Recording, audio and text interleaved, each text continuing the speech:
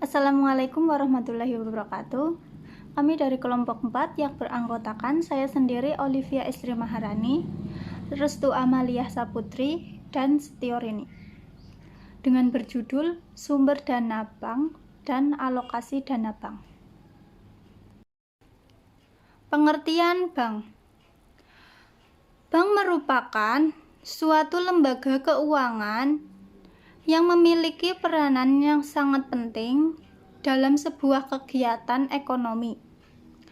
Menurut Ismail, menyebutkan bahwa bank merupakan lembaga keuangan yang fungsi utamanya adalah menghimpun dana dari masyarakat, menyalurkan dana kepada masyarakat, dan juga memberikan pelayanan dalam bentuk jasa-jasa perbankan.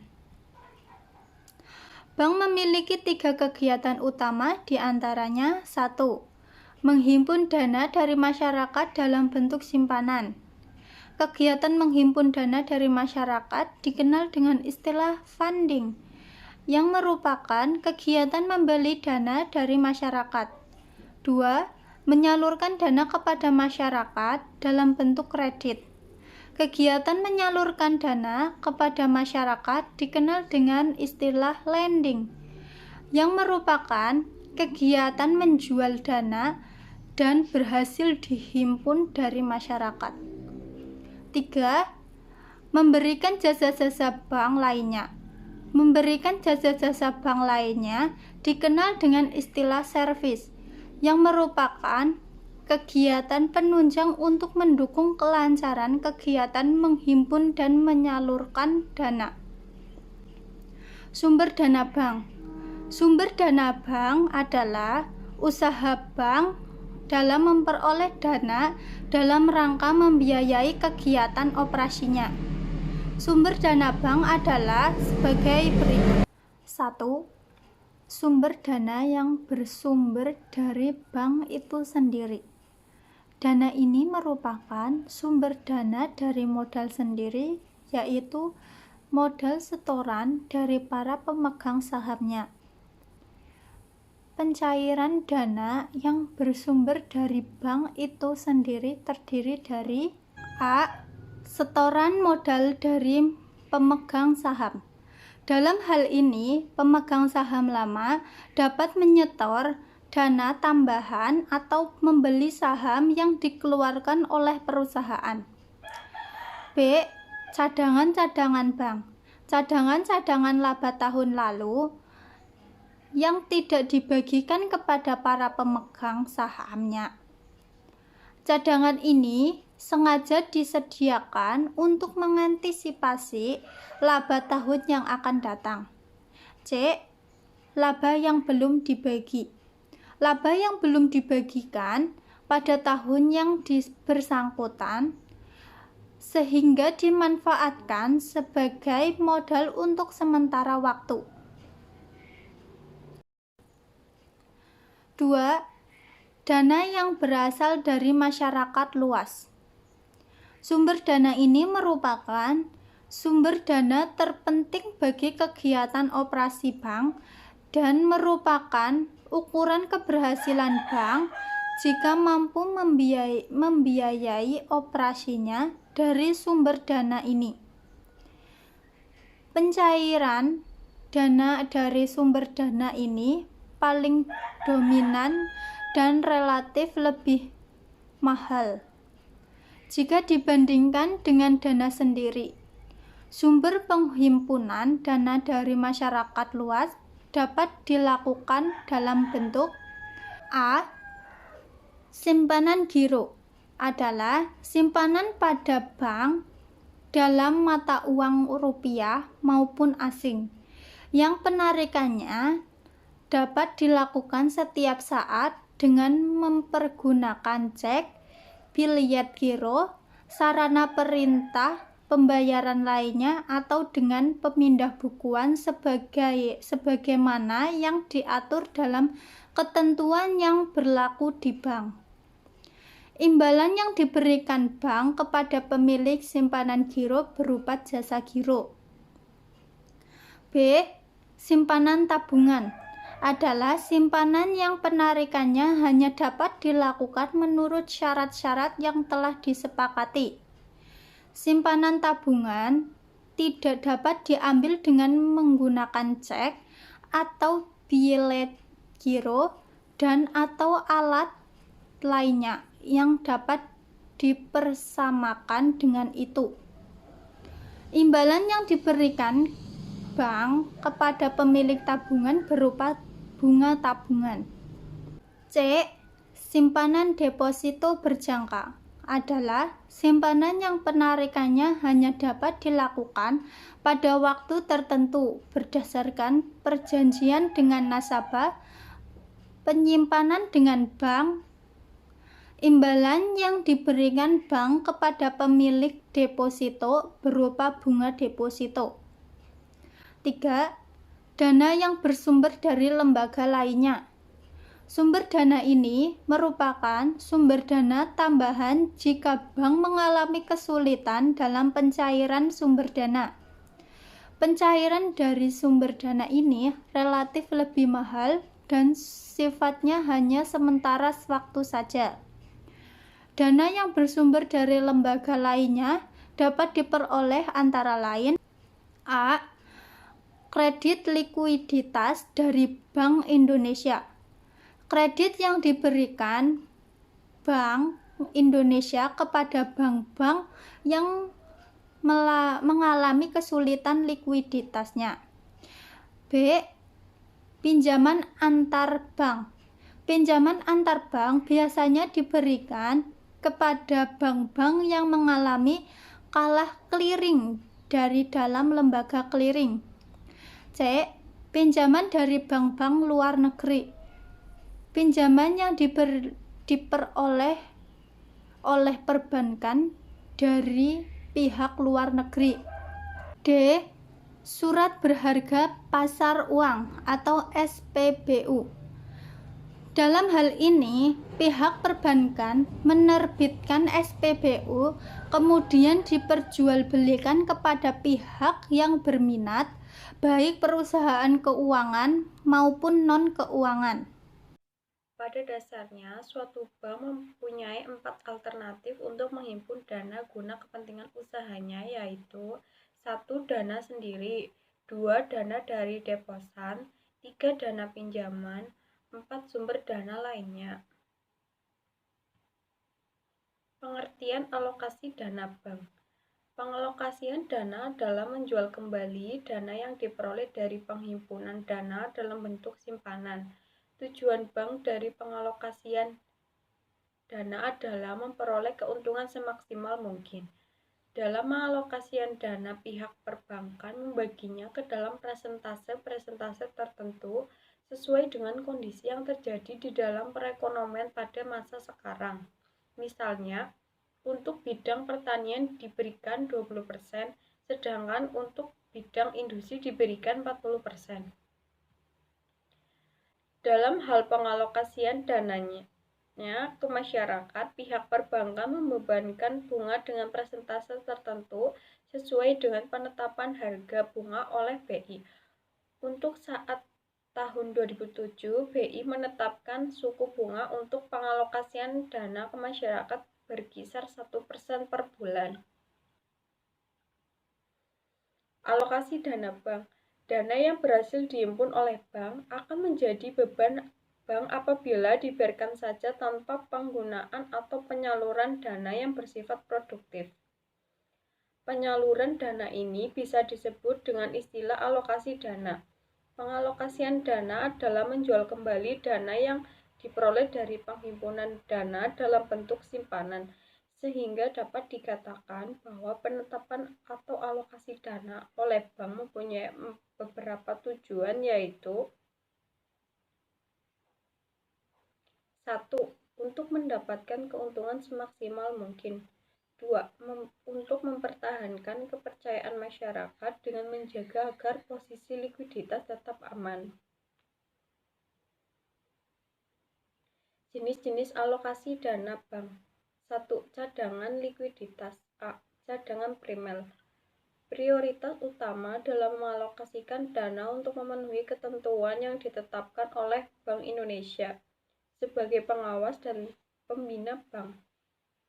Dana ini dialokasikan untuk memenuhi kewajiban minimum atau disebut giro wajib minimum yang penetapan berupa giro bank umum pada Bank Indonesia. B. Cadangan sekunder.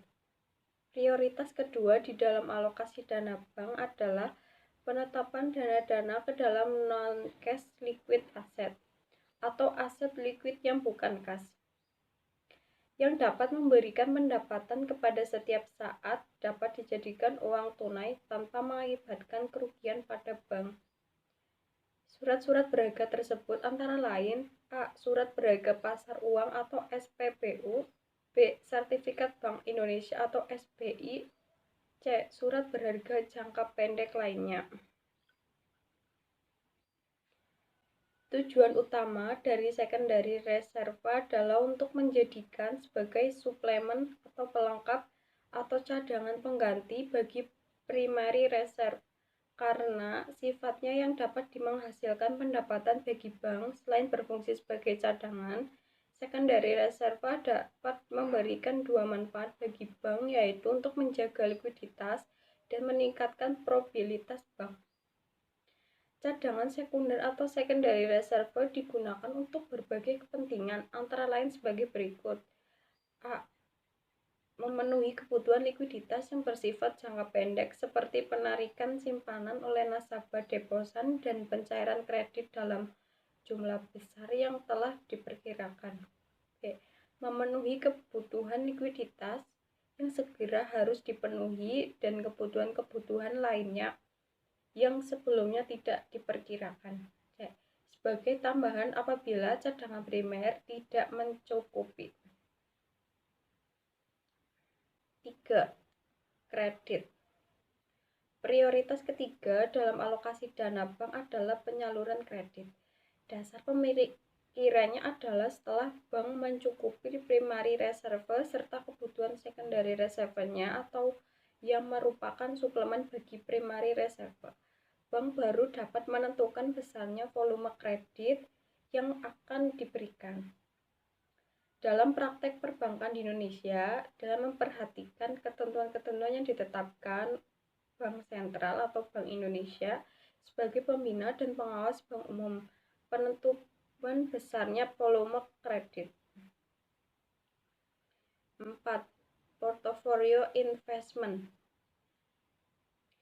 Prioritas terakhir di dalam alokasi dana bank adalah dengan mengalokasikan sejumlah dana tertentu pada investasi portofolio atau portfolio investment. Alokasi dana bank ke dalam kategori ini adalah dana sisa atau residual fund. Setelah penanaman dalam bentuk pinjaman atau kredit telah memenuhi kriteria atau target tertentu, investasi ini berupa penanaman dalam bentuk surat-surat berharga jangka panjang atau surat-surat berharga ini bertujuan untuk memberikan tambahan pendapatan dan likuiditas bank. Karena pengalokasian dana untuk jenis ini adalah mengharapkan pendapatan yang memadai bagi bank, maka sifat aktiva ini biasanya lebih permanen atau berjangka panjang. Instrumen untuk portofolio investment yang agak aman adalah dalam bentuk obligasi dengan berbagai jenisnya. Fixed asset atau aktiva tetap, alokasi atau penanaman dana bank yang terakhir atau meskipun tidak dikaitkan dengan strategi menjaga likuiditas bank adalah penanaman modal dalam bentuk aktiva tetap seperti pembelian tanah, pembangunan gedung kantor bank atau baik untuk kantor pusat, kantor cabang, cabang pembantu maupun kantor kas. Peralatan operasional bank seperti komputer, faksimil, sistem komunikasi antar cabang atau online system, kendaraan bermotor, dan aktiva tetap lainnya. Investasi tersebut di atas termasuk aktiva tetap berbentuk hardware, software, konsultan, bantuan teknis, dan lain-lainnya yang digunakan untuk memperlancar kegiatan operasional bank. Pengertian kredit dan pembiayaan. Menurut Undang-Undang Perbankan Nomor 10 Tahun 1998, kredit adalah penyediaan uang atau tagihan yang dapat dipersamakan dengan itu berdasarkan persetujuan atau kesepakatan pinjam-meminjam antara bank dengan pihak lain yang mewajibkan pihak peminjam melunasi hutangnya setelah jangka waktu tertentu dengan pemberian bunga. Sedangkan pengertian pembiayaan adalah penyediaan uang atau tagihan yang dapat dipersamakan dengan itu berdasarkan persetujuan atau kesepakatan antara bank dengan pihak lain yang mewajibkan pihak yang dibiayai untuk mengembalikan uang atau tagihan tersebut setelah jangka waktu tertentu dengan imbalan atau bagi hasil. Kredit salah satu kegiatan bank setelah menghimpun dana dari masyarakat luas dalam bentuk simpanan giro, tabungan, dan deposito berjangka adalah menyalurkan kembali dana tersebut kepada masyarakat yang membutuhkan dalam bentuk kredit atau pinjaman.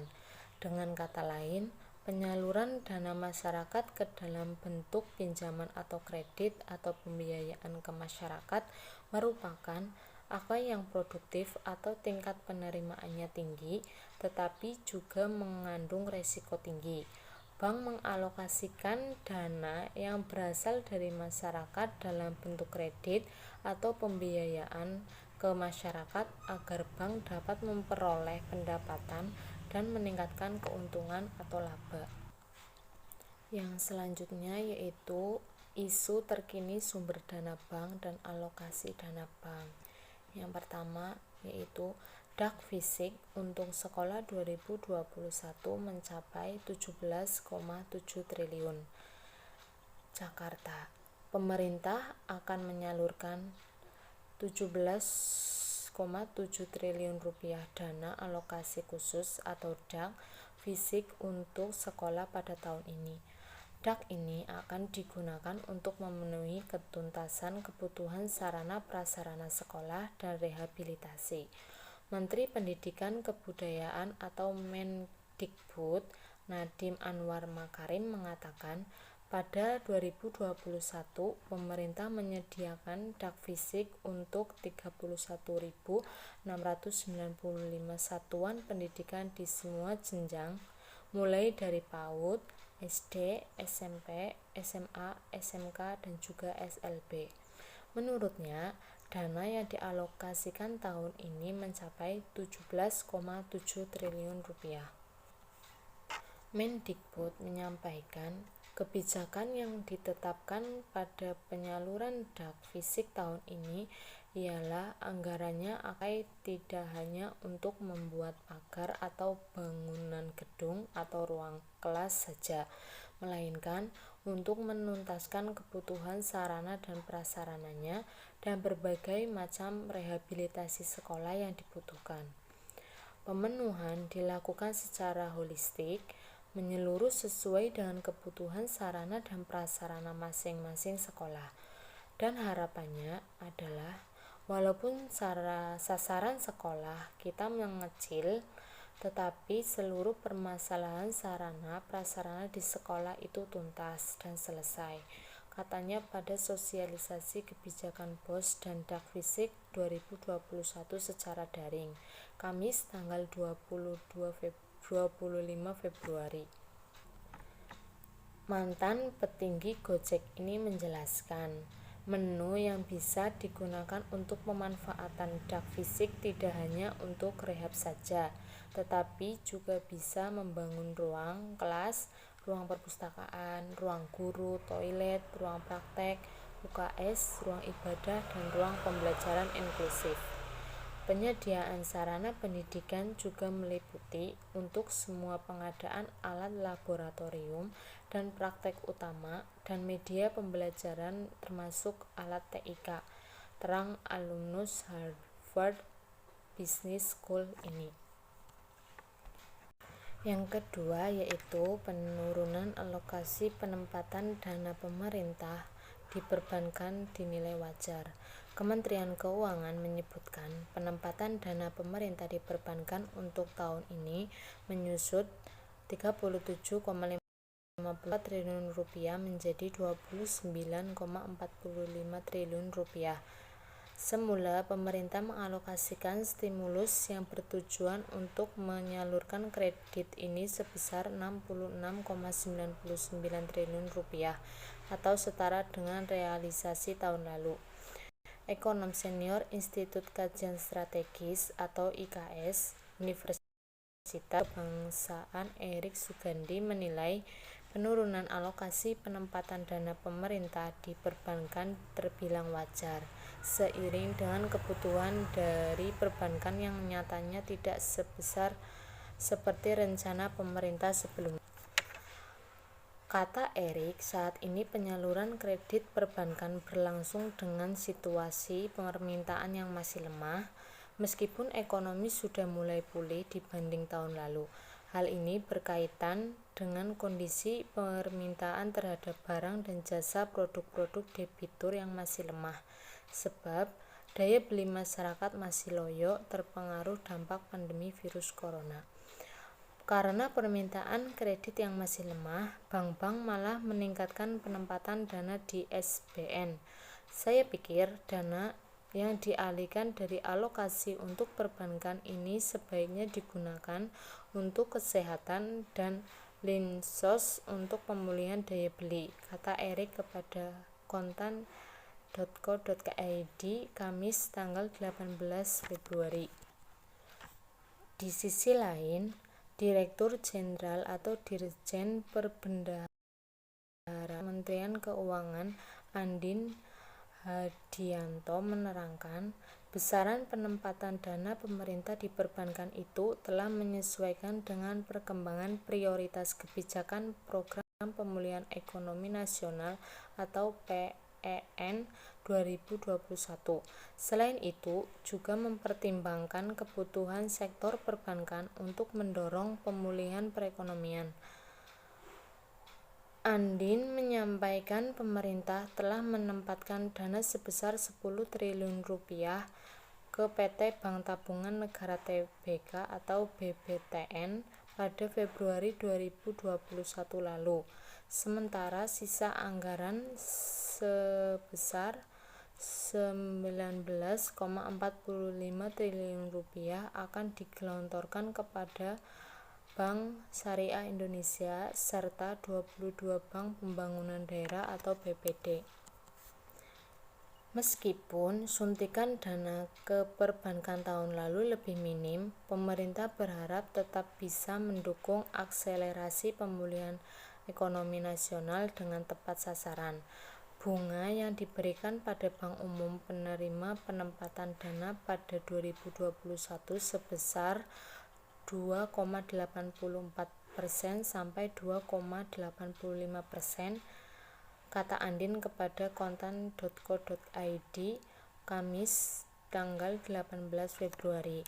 Andin mengatakan dari penempatan dana program PEN 2021, target penyaluran kredit sekitar 2 juta debitur antara lain merupakan debitur usaha mikro, usaha kecil, usaha menengah, koperasi, debitur kredit konsumsi, debitur kredit perumahan, debitur pembiayaan komersial, debitur kredit pembiayaan korporasi, serta lembaga keuangan.